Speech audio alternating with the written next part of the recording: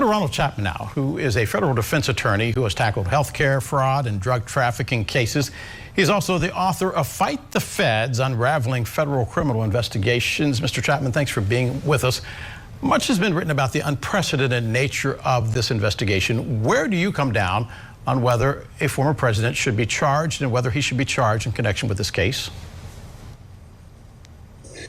Well, that's a tough question. If the evidence supports it, certainly he should be charged and he can be charged in the case. But the question is here, does the evidence support it?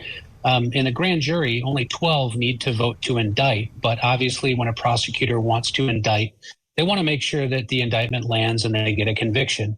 That's a tougher story without being able to take a look at the evidence and the testimony outside of Michael Cohen's statements. Three jurisdictions looking at Donald Trump, the former president. There's Jack Smith, the special counsel, Fani Willis down in Georgia with the Fulton County DA and the grand jury there. And there's also this case. A lot of people say this is the weakest of the cases. Would you explain that prosecutors don't coordinate with each other as to who is going to indict the former president first, if any of them will?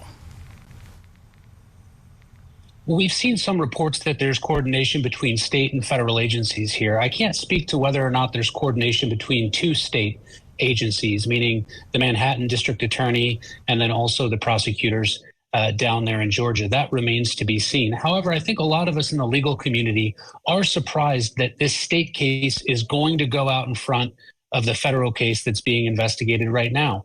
Obviously, United States attorneys like to keep their investigations secret and don't like a lot of discovery being produced ahead of time. I would have expected the federal case to move first and the state cases to happen later, but that's not what we're seeing here.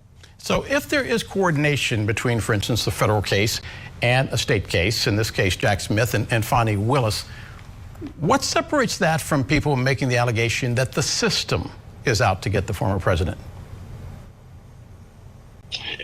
Well, I think, when we say the system, a lot of people just refer to one system. But what we have here are several different systems.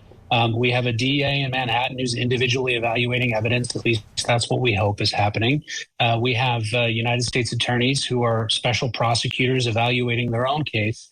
And while this prosecution in Manhattan may seem to be somewhat politically charged, given that it is from conduct that was a long time ago, coming on the heels of Trump being a presidential candidate for the United States, we'll really know more answers to that when we actually see the evidence they have against Trump.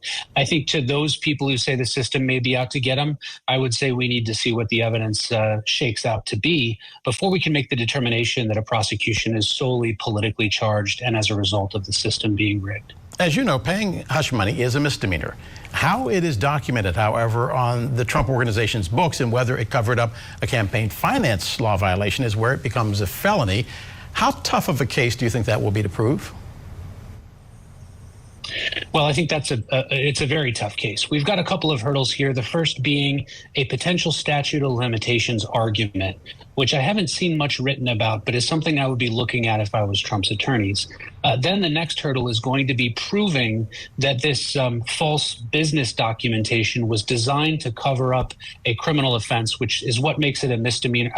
What makes it a felony, punishable by, I believe, a statutory maximum of either 4 or 5 years in prison.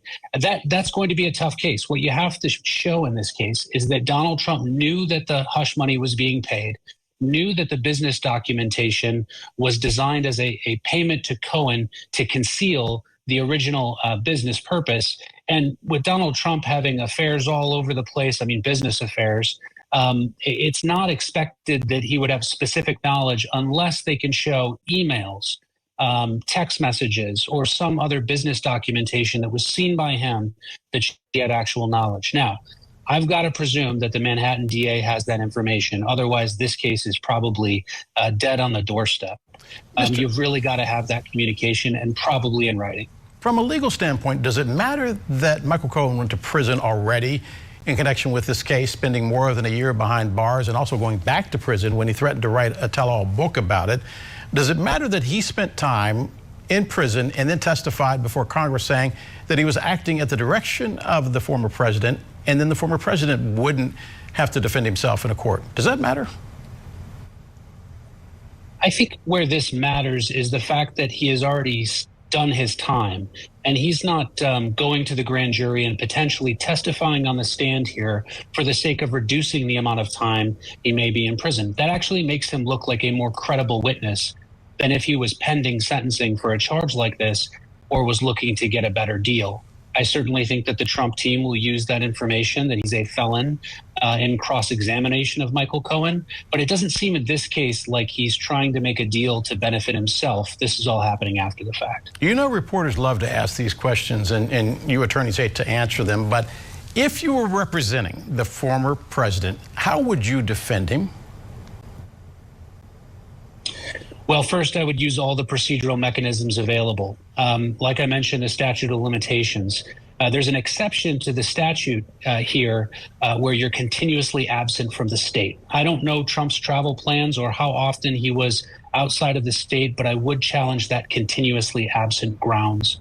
Then I would look at the discovery, and I would start challenging the veracity of the statements that Trump had knowledge, assuming that there isn't any specific documentation of it. And if there is, I would want to look into whether or not that documentation was authored by Trump or known to Trump.